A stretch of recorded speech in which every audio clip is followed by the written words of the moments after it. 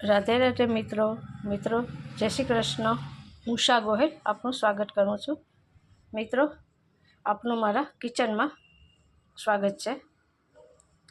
મિત્રો આજે આપણે આ કેરી અને ગુંદાનું તાજું આપણે અથાણું બનાવશું।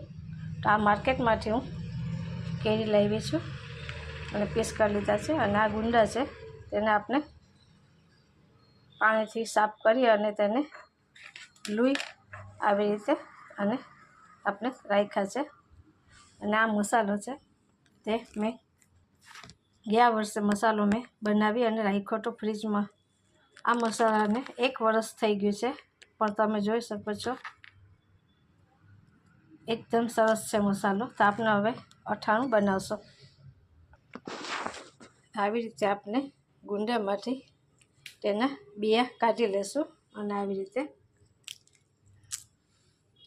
આપણે તાજું અથાણું બનાવવાનું છે એટલે તેમાં આપણે મીઠું નથી નાખવાનું। આવી રીતે આપણે બધા ગુંદામાંથી બિયા કાઢી લીધા છે અને કેરીના નાના પીસ કરી લીધા છે। હવે આપણે તેમાં મસાલો નાખશું। આ મસાલો 1 વર્ષ સુધી આપણે ફ્રીજમાં સ્ટોર કરીને રાખી શકીએ છીએ। આને 1 વર્ષ થયું છે। આપણે હવે તેને હલાવી લેશું અને થોડું તેમાં આપણે સિંગ તેલ નાખશું। સિંગ તેલ નાખવાથી તેનો સ્વાદ સારો આવે છે। આ આપણું આચાર તૈયાર કેરી અને ગુંદાનું તમે તાજું ખાઈ શકો છો।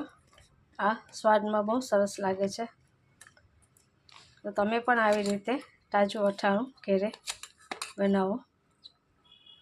આ મારા વિડીયોને લાઈક કરજો, શેર કરજો અને સબસ્ક્રાઈબ કરજો। રાધે રાધે।